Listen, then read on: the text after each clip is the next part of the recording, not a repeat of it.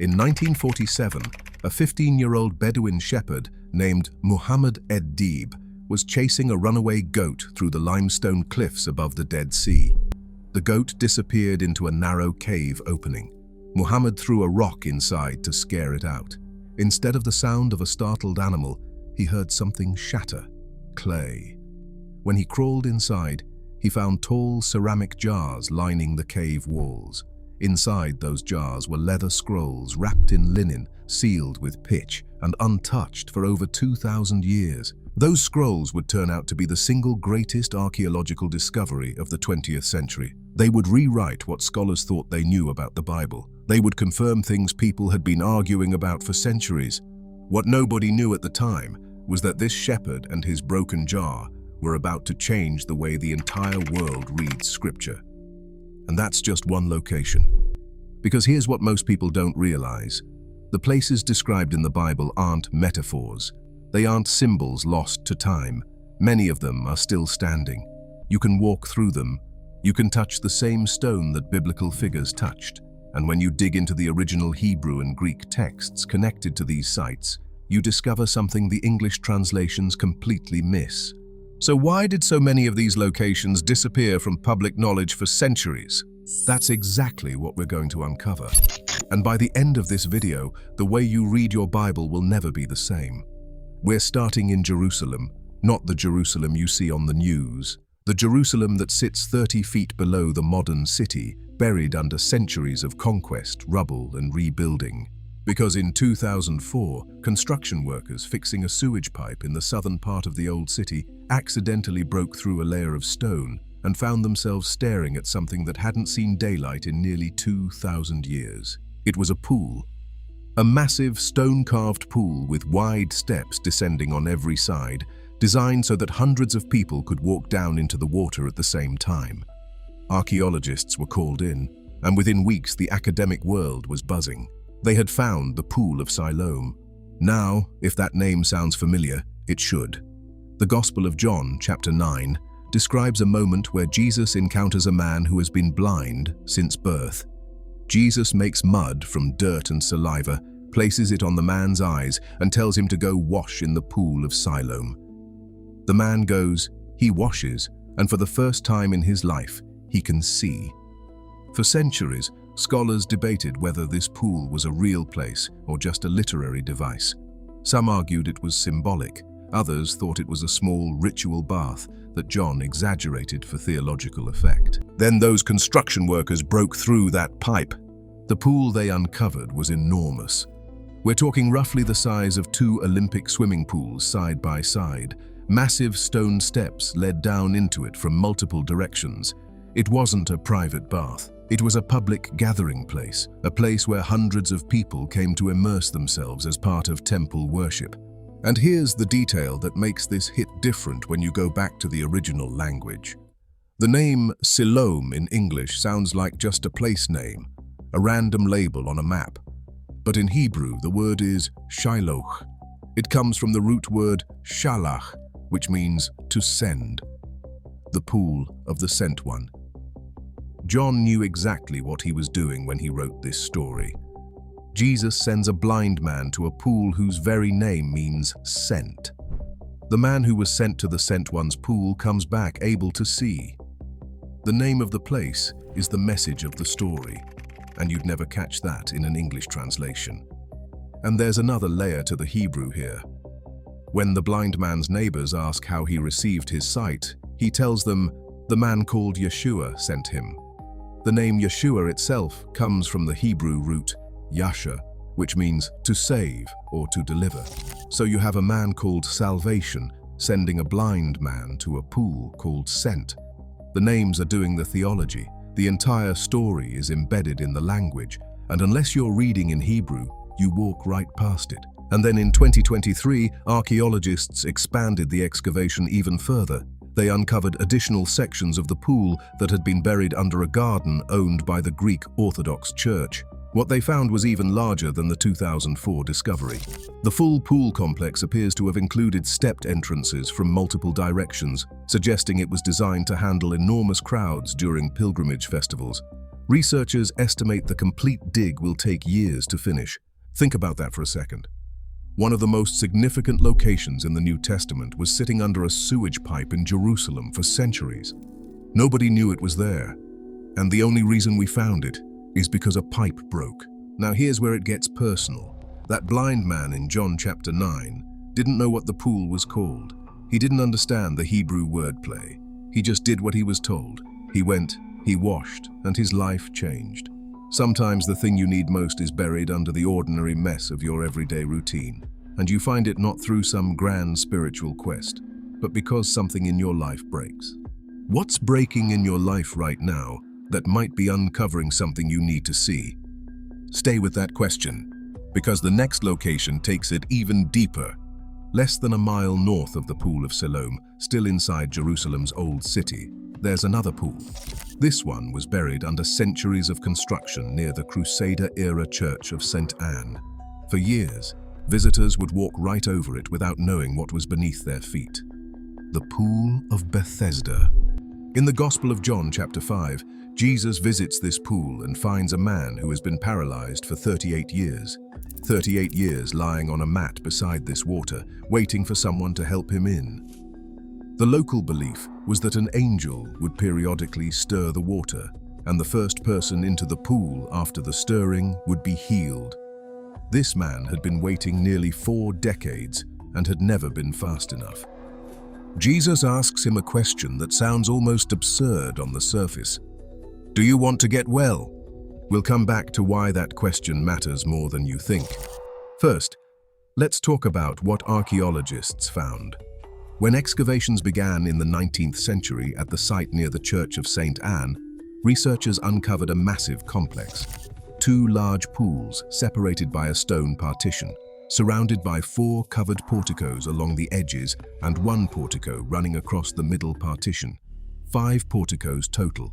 That detail matters enormously. John 5:2 specifically says, "The pool has 5 porticos." For over a century, skeptics pointed to this as proof that John was writing fiction. No pool in the ancient world, they argued, would have 5 covered walkways. It was an odd number, architecturally unusual. The whole thing sounded invented. Then they dug it up, and there they were. 5 porticos, exactly as John described, 2 pools with 4 outer colonnades and 1 dividing the middle. The excavation also revealed something else that added another layer to the story. Archaeologists found small clay votives and snake iconography around the pool complex. These are associated with the cult of Asclepius, the Greco-Roman god of healing. It appears that alongside the Jewish use of this pool, there was also a pagan healing shrine operating here during the Roman period. That detail completely changes how you read the story. The Pool of Bethesda wasn't just a quiet spot where sick people gathered, it was a contested space, a place where competing belief systems were offering competing promises about healing. Jewish ritual purification on one side, pagan healing cult on the other, and lying in the middle of all of it was a man who had been stuck for 38 years, surrounded by promises of healing that never materialized. Sound familiar? Now let's go back to the Hebrew. Bethesda in most English Bibles is translated as House of Mercy. The Hebrew is Beit Chesed, and Chesed isn't just mercy the way we use that word in English. In Hebrew, Chesed is one of the most loaded words in the entire Old Testament. It means covenant faithfulness, loyal love that stays when the other person has nothing to offer. The kind of love that doesn't calculate whether the recipient deserves it before showing up.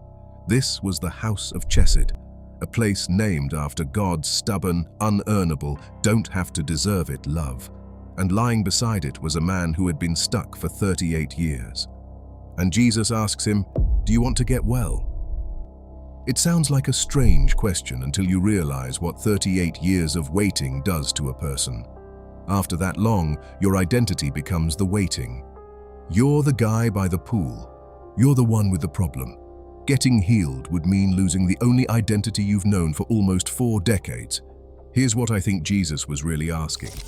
He wasn't asking if the man wanted physical healing. He was asking if the man was willing to stop being the person he'd become. Are you ready to let go of the story you've been telling yourself about who you are? That pool is still sitting there in Jerusalem. The stone steps are still visible. The 5 porticos have been mapped and measured. You can go stand exactly where that man lay on his mat for 38 years. And the question Jesus asked at the house of Chesed is still hanging in the air. What part of your identity is built around a wound you've been carrying? And do you actually want to get well, or has the wound become so familiar that healing feels scarier than staying stuck? If you're finding this useful, hit subscribe.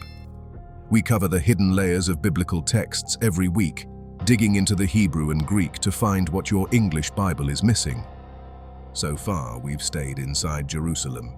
2 pools, both buried, both confirming details from the Gospel of John that skeptics once dismissed. Now let's travel north about 80 miles up the Jordan River Valley to the edge of the Sea of Galilee. This is where the story shifts, because Jerusalem was the center of religious power. The temple was there, the priests were there. The political machinery of first-century Judaism was concentrated inside those walls. But when Jesus launched his public ministry, he didn't set up in Jerusalem. He didn't go to the capital. He walked to a fishing village that most people in the ancient world had never heard of. A village so small it doesn't appear in the Old Testament, isn't mentioned by the Jewish historian Josephus, and gets 0 references in the Talmud. Capernaum. Today, the ruins of Capernaum sit right on the northern shore of the Sea of Galilee. You can walk through the ancient streets. You can see the remains of a first-century synagogue built from dark basalt stone, with a later, larger limestone synagogue constructed on top of it. The layout of the village is still visible, homes and courtyards and narrow lanes, all frozen in time. But the real discovery happened in the 1960s when Franciscan archaeologists excavating beneath a 5th-century octagonal Byzantine church found something underneath. Directly beneath the center of the church was a 1st-century home. The walls were covered in ancient graffiti, prayers and inscriptions scratched into the plaster by early Christian pilgrims. Names of Jesus in multiple languages, fragments of prayers, fish symbols. This was Peter's house. Or at least, that's the consensus among the majority of archaeologists who've studied the site. The evidence is compelling. Early pilgrims wrote about visiting the house of Simon Peter in Capernaum. A 4th-century pilgrim named Egeria described a church that had been built around Peter's home, with the original walls still visible inside. The archaeological layers match perfectly. A simple 1st-century domestic home, modified in the 2nd century to function as a house church, with the domestic features removed, then enclosed by a larger Byzantine church, built specifically to preserve what was underneath. The name Capernaum itself tells you something in Hebrew. It's Kafar Nachum, the village of Nahum. The prophet Nahum's name means comfort or compassion. Jesus made the village of compassion his home base. And this is where it gets interesting. Why would the most important religious teacher in human history choose an insignificant fishing village as his headquarters? Think about it this way. In the 1st century, if you wanted to start a movement, you went to Jerusalem. That's where the power was. That's where the audience was. That's where the media, such as it existed, was paying attention. Choosing Capernaum would be like launching a tech company from a gas station in rural Nebraska instead of Silicon Valley. Jesus chose the margins on purpose, and this isn't just theological speculation. The archaeological evidence tells the same story. Among the ruins of Capernaum, archaeologists have found fishing hooks, anchors, grinding stones, and oil presses. These were working people, not elites, not religious scholars, fishermen, farmers, and laborers. The kind of people the religious establishment in Jerusalem barely noticed. The synagogue where Jesus taught, the one mentioned multiple times in the Gospels, has been identified in the archaeological layers. The original 1st-century structure was built from local dark basalt stone, the same volcanic rock that lines the shores of the Sea of Galilee. You can still see sections of its basalt foundation beneath the remains of the later white limestone synagogue that was constructed on top of it in the 4th or 5th century. Imagine walking into that small, dark stone building and hearing someone teach in a way you'd never heard before. Mark 1:22 says the people were amazed at his teaching because he taught them as one who had authority, not as the teachers of the law. The word in Greek for amazed is exeplesonto. It doesn't mean impressed or mildly surprised. It means they were struck out of their minds, knocked sideways. That happened in this small, dark basalt building in a village nobody important cared about. This decision seemed small at the time. It wasn't, because Capernaum sat at a crossroads. The Via Maris, one of the ancient world's most important trade routes, passed right through this tiny village. Merchants, soldiers, travelers from Egypt, Syria, Mesopotamia, and Rome all moved through Capernaum's streets. It was insignificant in terms of political power, but perfectly positioned as a hub where the entire world passed through. The Via Maris, which translates as Way of the Sea, connected the empires of the ancient world. If goods were moving from Africa to Asia, they came through this corridor. If armies were marching between Egypt and Mesopotamia, they marched through here. Capernaum was like a small town sitting at the junction of two interstate highways. Nobody famous lived there, but everyone famous traveled through. Matthew, the tax collector Jesus recruited as a disciple, was stationed in Capernaum specifically because of this trade route. He was collecting customs duties on goods moving along the Via Maris. When Jesus walked up to Matthew's tax booth and said, "Follow me," he was pulling a man out of the Roman economic machine and into something entirely different. And that moment happened in Capernaum at the crossroads, where the empire's money was flowing. Jesus didn't go where the power was. He went where the people were. And he chose a spot where the people happened to be everyone. And maybe that reframes something for you. If you feel like you're building something from an insignificant place, if your starting point doesn't look impressive, if nobody is paying attention to where you are right now, that might not be a disadvantage. It might be the exact position you need to reach people that the centers of power never could. Now, let's shift from the place where Jesus lived to a place connected to the end of all things. If you drive about 60 miles southwest from Capernaum, you'll reach the Jezreel Valley.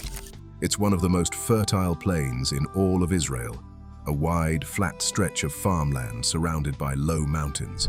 And sitting at the strategic entrance to this valley is a mound of earth called Tel Megiddo. From a distance, it doesn't look like much. A flat-topped hill rising about 70 feet above the surrounding farmland. Grass, wildflowers, a few scattered trees. Tourists sometimes look disappointed when they arrive. They expected something grander, but what you're looking at from the surface is one of the most fought-over pieces of land in human history. Beneath that grassy mound are 26 distinct layers of civilization stacked on top of each other. 26 cities, built, destroyed, and rebuilt over more than 6,000 years. And you know this place by another name. In the book of Revelation, chapter 16, verse 16, the text describes a final gathering of armies for a cosmic battle at a place called, in the original Greek, Armageddon. In Hebrew, that's Har Megiddo, the mountain of Megiddo. Armageddon. This is the place. Not a metaphor. Not a vague symbol for the end of the world. A real physical hill in the Jezreel Valley that you can drive to, park at, and climb. Why did the writer of Revelation choose this specific location? Because Megiddo had already earned its reputation by the time John wrote Revelation in the 1st century. The Egyptian pharaoh Thutmose III fought a famous battle here in 1457 BC. The Israelite king Josiah, one of the few kings the Bible calls righteous, was killed in battle at Megiddo in 609 BC. His death was so devastating to the people of Judah that the prophet Zechariah used Megiddo as a symbol of ultimate grief. Every major ancient empire fought at or near Megiddo. Egyptians, Canaanites, Israelites, Assyrians, Persians, Greeks, Romans. The valley was a natural bottleneck, a place where armies were forced to converge. The geography made it inevitable. 3 major trade routes intersected here, connecting Egypt to Mesopotamia. Whoever controlled Megiddo controlled the commerce of the ancient Near East. It was the place where empires clashed, kingdoms fell, and the future was decided through violence. Napoleon reportedly stood on this hill in 1799 during his campaign in the Levant and called it the most natural battleground on the whole earth. In 1918, the British general Edmund Allenby defeated the Ottoman forces in the Battle of Megiddo, one of the decisive victories of World War I. The location kept fulfilling its ancient reputation across millennia. So when John describes the final battle of cosmic history, he doesn't invent a fictional landscape. He picks the one spot on Earth that every reader in the ancient world would have associated with decisive, world-altering conflict. He's saying, you know that place where everything always comes to a head? It's going to happen there one last time. And the Hebrew adds yet another dimension. The word Har means mountain, but Megiddo isn't really a mountain. It's a tell, an artificial mound created by centuries of human habitation. Layer after layer of destroyed cities compressed into a hill. The mountain of Megiddo is literally built from the accumulated rubble of human conflict. The ground itself is made of the ruins of what came before. You can stand on Tel Megiddo today and look out over the Jezreel Valley. On a clear day, you can see Mount Tabor to the northeast and the hills of Nazareth to the north. Farmers work the fields below. Birds circle in the thermals. It's quiet now. Farmland and wind, but the 26 layers of destroyed civilizations under your feet tell a different story. And here's what's worth sitting with. Revelation doesn't describe Armageddon as a place of hopeless destruction. It describes it as the prelude to renewal. After the battle comes a new heaven and a new earth. The chaos leads somewhere.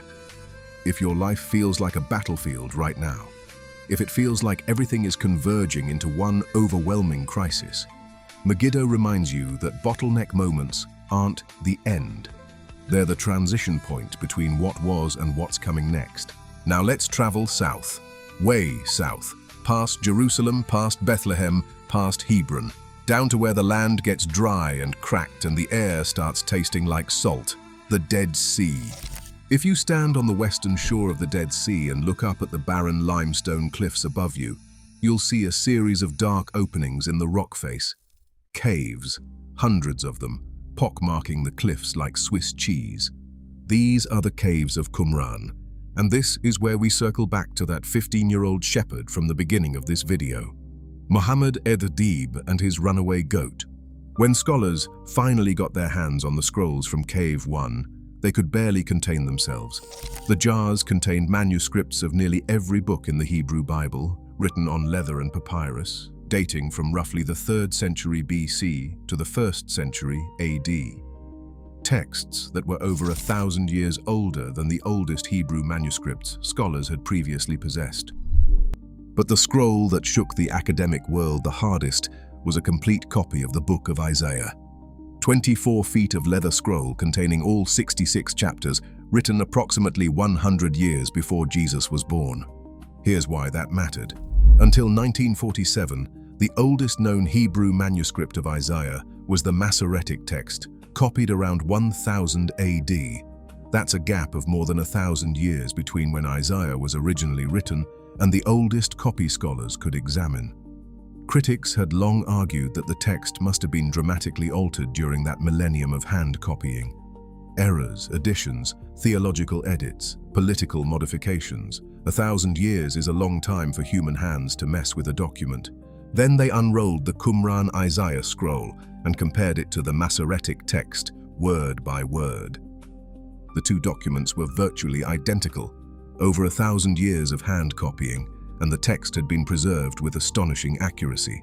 Minor spelling variations, a few word substitutions that didn't change the meaning, but the content, the prophecies, the poetry, the theology was intact. And it wasn't just Isaiah. The caves eventually yielded fragments from nearly every book of the Hebrew Bible. Over 900 manuscripts in total, found across 11 different caves between 1947 and 1956. Community rule documents, commentaries, calendars, hymns, an entire library hidden in the desert.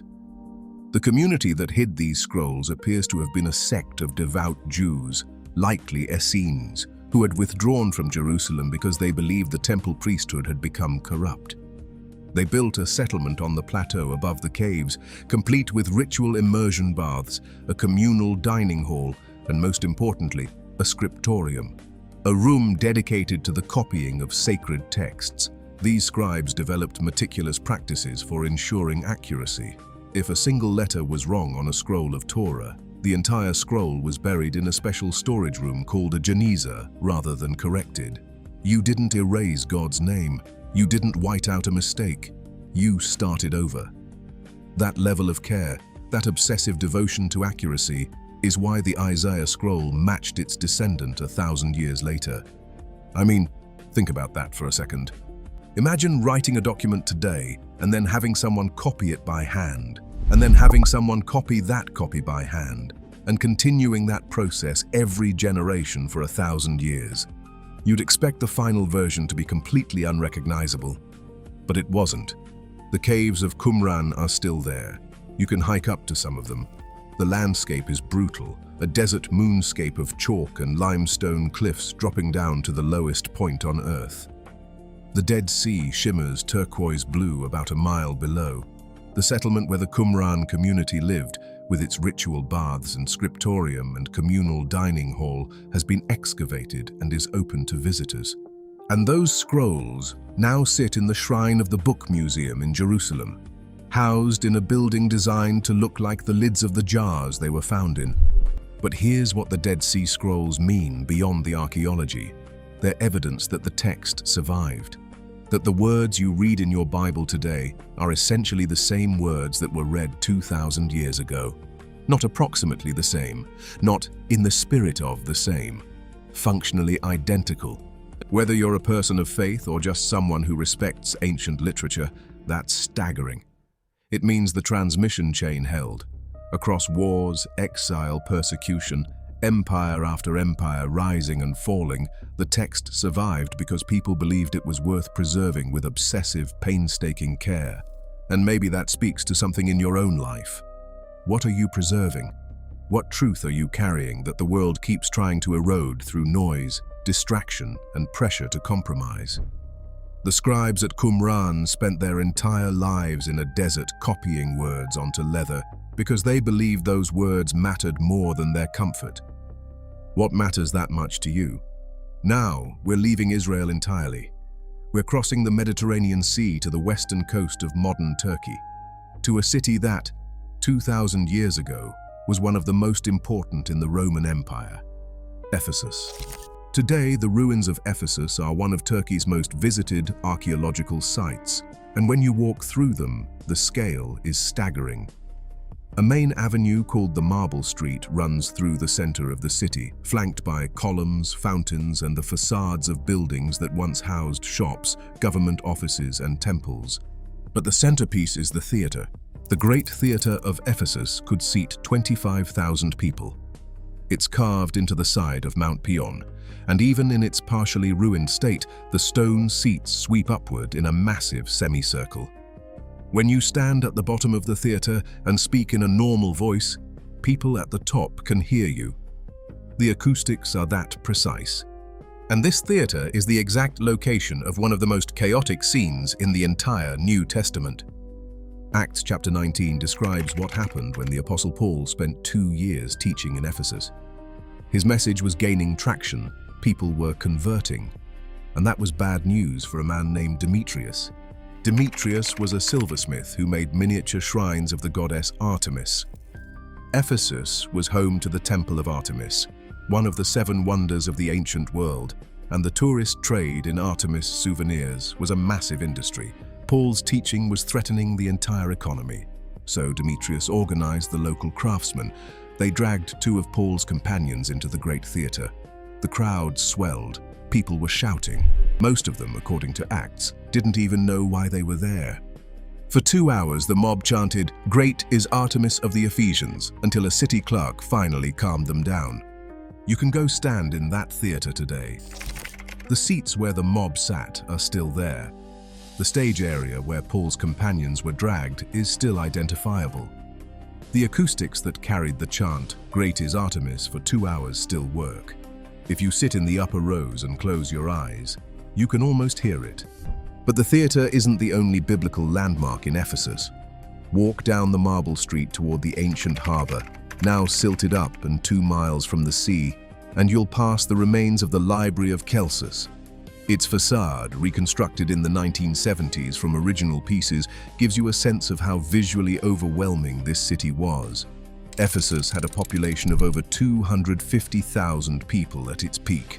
It was the 4th largest city in the Roman Empire.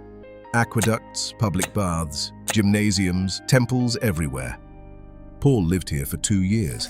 That's longer than he stayed almost anywhere else. And the letter he later wrote to this community is one of the densest theological documents in the New Testament.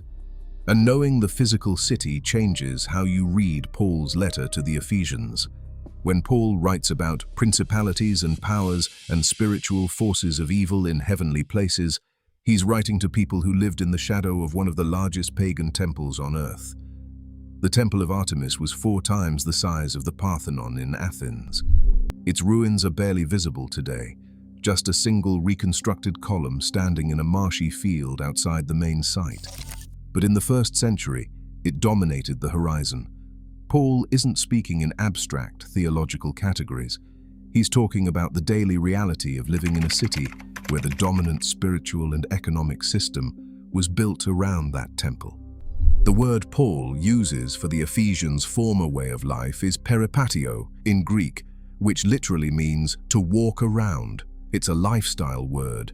The Ephesians didn't just believe in Artemis, they walked in Artemis. Their economy, their social status, their daily routines were all structured around the temple system.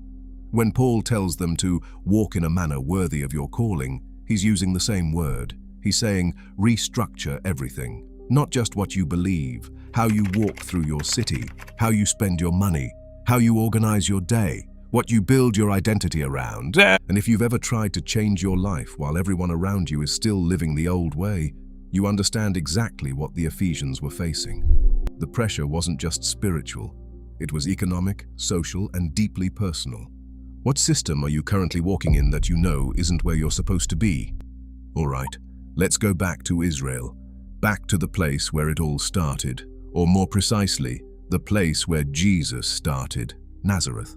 For a long time, scholars knew remarkably little about 1st century Nazareth. The village was so small and insignificant that some skeptics argued it didn't even exist during Jesus' lifetime. There were no major archaeological finds to confirm it. That changed in 2009. Beneath the Sisters of Nazareth convent, directly across the street from the Church of the Annunciation, archaeologist Ken Dark and his team uncovered the remains of a 1st century dwelling carved into the limestone hillside. The house had been cut into rock, with walls built up from the natural stone. It was simple: a few small rooms, a courtyard, storage areas carved out of the bedrock, a cistern for collecting rainwater. What made this find extraordinary wasn't the house itself. It was what happened to it later. Sometime in the Byzantine period, someone built a church directly over this house. They went to enormous effort to preserve the original structure underneath, and even before that, in the Roman period, the house had been deliberately maintained and protected rather than torn down and built over, which is what normally happened to old structures. Someone cared about preserving this specific house for centuries. Dark concluded that there was strong circumstantial evidence this was considered a significant dwelling in early Christian tradition. Whether it was the actual house where Jesus grew up, nobody can say with certainty. But the early Christian community in Nazareth clearly believed it was, and they went to extraordinary lengths to protect it. And standing in the remains of this 1st century home, you start to rethink what Jesus' childhood actually looked like. The house was small, a few hundred square feet at most. Extended families lived in tight quarters like this across Galilee. The floors were bedrock, the ceilings were low. Cooking happened in the courtyard because smoke had nowhere else to go. In winter, the family likely shared the main room with their animals for warmth. This was not the sanitized, golden-lit nativity scene most of us grew up with. This was subsistence living in an occupied territory. Roman soldiers patrolled the nearby roads. Tax collectors squeezed every denarius they could from working families. Life expectancy was short. Disease was common, poverty was the default. The typical image of Jesus' youth is a quaint wooden workshop where Joseph and young Jesus built tables and chairs. That picture comes from the English word carpenter. But the Greek word used in Mark 6:3 is tekton, and tekton doesn't mean carpenter. A tekton was a builder, someone who worked with stone, wood, and whatever materials were available. In a region like Galilee, where limestone was abundant and timber was scarce, a tekton spent most of his time cutting and shaping rock. Think stonemason more than carpenter. Jesus grew up shaping stone in a village carved from stone, in a house cut into stone. When he later talked about being the cornerstone, or about building on rock versus sand, he wasn't reaching for metaphors from a textbook. He was describing his day job. That changes the weight of those words, doesn't it? When Jesus says, "On this rock I will build my church," he's not a philosopher borrowing a construction metaphor. He's a builder who spent decades working with rock, telling you exactly how strong he intends the foundation to be. Now, one more location, and it might be the most personally relevant of all. If you leave Jerusalem heading east toward the city of Jericho, you travel one of the most ancient roads in the world. The road drops over 3,000 feet in elevation across 17 miles, winding through the Judean wilderness. Rocky, barren, full of narrow passes and steep ravines. Perfect terrain for an ambush. This is the road from Jerusalem to Jericho, and it's the setting for the most famous parable Jesus ever told, the parable of the Good Samaritan. You know the story. A man is traveling from Jerusalem to Jericho. He's attacked by robbers, beaten, stripped, and left half dead on the side of the road. A priest walks by and crosses to the other side. A Levite does the same. Then a Samaritan, a person despised by the Jewish audience Jesus is speaking to, stops, treats the man's wounds, puts him on his own animal, takes him to an inn, and pays for his care. Most people hear this as a simple lesson about being nice to strangers. Help people. Don't walk past suffering. Be the good guy. But Jesus didn't tell simple lessons, and the original language reveals layers that the surface reading completely misses. The Hebrew concept underneath this entire parable is chesed. There it is again. The same word we encountered at the pool of Bethesda. Covenant faithfulness. Love that doesn't calculate whether the recipient deserves it. The priest and the Levite had legitimate reasons to avoid the injured man. If the man was dead, touching a corpse would make them ritually unclean and unable to perform their temple duties. They weren't being callous. They were being religiously responsible. They were prioritizing the system over the person. The Samaritan had every reason not to help either. Samaritans and Jews had centuries of mutual hostility. Helping this man could get the Samaritan attacked next. There was no social obligation, no religious duty, no personal benefit. He stopped anyway. The Greek word Luke uses for the Samaritan's response is splachnizomai. It means his guts twisted, his insides turned. This wasn't a calm, rational decision to do the right thing. It was a visceral, physical reaction to seeing someone suffer. He couldn't not stop, and Jesus chose this specific road for a reason. The Jerusalem to Jericho road was notorious in the 1st century. It was called the Way of Blood, because of how frequently travelers were robbed on it. Everyone listening to Jesus knew this road. They'd either traveled it themselves or knew someone who had been attacked on it. You can still walk sections of this ancient road today. The terrain looks exactly like you'd expect. Dry, rocky, desolate. Narrow wadis cut through the hills where bandits could hide and strike without warning. Roman-era milestones have been found along the route. The ruins of a 1st century inn, possibly the very type of establishment described in the parable, have been identified at a site called the Inn of the Good Samaritan, now a museum operated by the Israel Antiquities Authority. The building sits right on the ancient road, roughly halfway between Jerusalem and Jericho. The kind of landscape where you'd be completely alone if something went wrong. Jesus set his most famous parable on the most dangerous road his audience knew because he wanted them to feel the real cost of stopping. This wasn't helping an old lady cross a safe suburban street. This was risking your life on a desert road carved through the Judean wilderness, with limestone cliffs on both sides and nowhere to hide. The Samaritan didn't just bandage the man and leave. He poured olive oil and wine into open wounds, tore strips of cloth, and wrapped them tight. Then he lifted a bleeding stranger onto his own donkey, which meant the Samaritan himself walked the rest of that dangerous road on foot, exposed, unarmed, moving slowly through the same stretch of desert where the robbers had just attacked. He was now the vulnerable one. And the question Jesus asks at the end of the parable is devastating in its simplicity. Which of these three was a neighbor to the man who fell into the hands of robbers? He doesn't ask who was the most righteous. He doesn't ask who followed the rules of the Torah best. He asks who was a neighbor. The word in Greek is plesion, which literally means the one nearby. Not the one who shared the same synagogue, not the one with the same bloodline, the one who got close, the one who closed the distance between himself and someone else's pain. The priest crossed the road because touching a dead body would make him ritually unclean for temple service in Jerusalem. His reason was legitimate. The Levite crossed because the same purity laws applied to him. Also legitimate. Both of them chose the institution over the individual, the system over the person bleeding in the dirt. The Samaritan had no system telling him to stop. He had every cultural reason to keep walking. And he stopped anyway, on a stretch of rocky desert road between Jerusalem and Jericho that was known for violence, because something in his chest wouldn't let him pass a stranger lying in the dust. That road is still there, the same dry hills, the same narrow passes cut through pale stone. The ruins of a first-century roadside inn sit halfway between Jerusalem and Jericho, now a museum run by the Israel Antiquities Authority. And every day, in 1,000 invisible ways, you're walking on that road. The question is whether you're the priest, the Levite, or the Samaritan. Now step back with me. Think about everywhere we've been. We started underground in Jerusalem, descending ancient stone steps into the Pool of Siloam, a massive first-century reservoir buried beneath a modern street for 2,000 years until a broken sewage pipe uncovered it in 2004.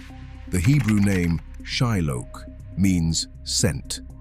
A man called Yeshua, whose name means salvation, sent a blind man to wash in water whose name told the whole story.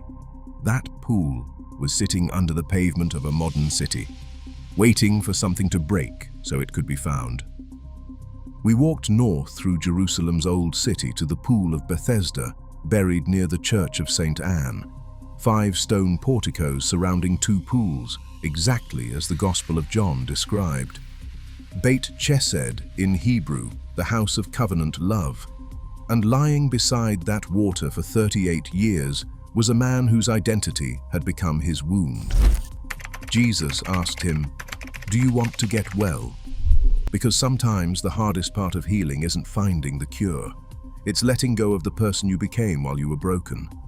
From Jerusalem, we traveled to the Sea of Galilee, where the dark basalt ruins of Capernaum sit right on the water, a fishing village so small it never made the history books.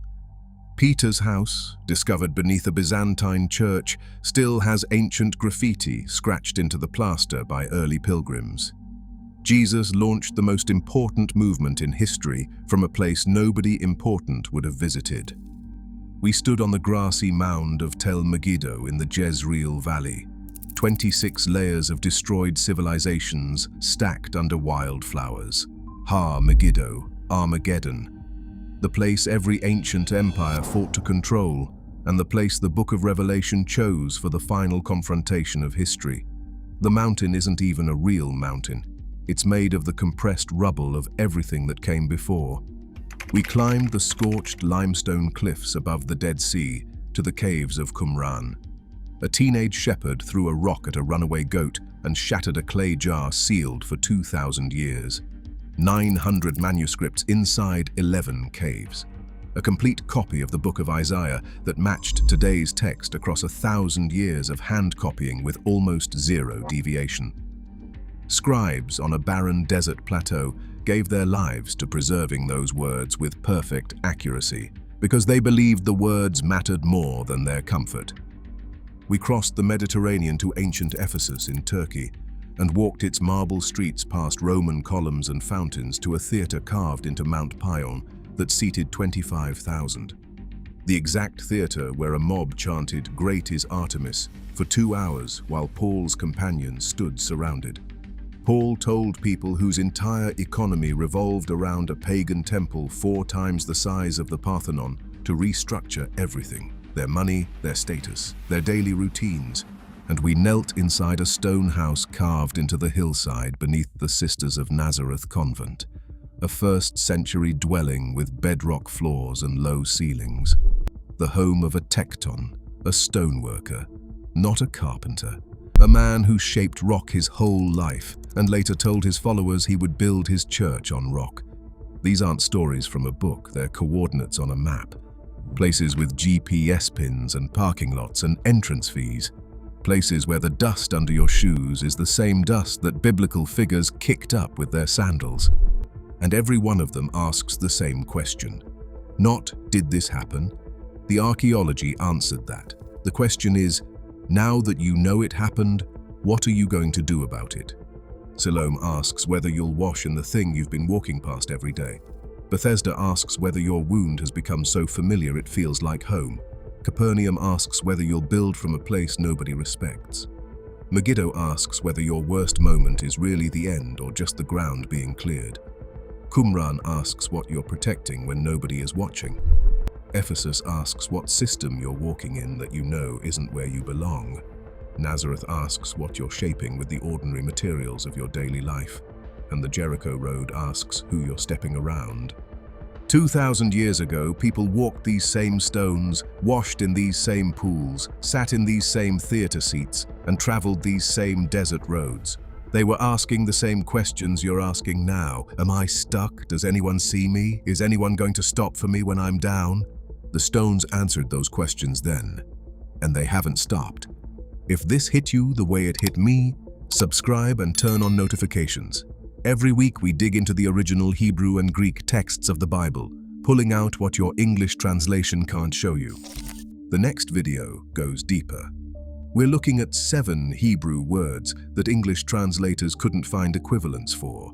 Words like chesed and ruach and shalom that carry so much meaning that no single English word can hold them. When you understand what those words actually mean, entire passages of scripture open up in ways you've never seen. You'll want to be here for that one. The locations are real, the Hebrew is real, the Greek is real, and the questions these ancient stones are asking are aimed directly at your life, right now, today.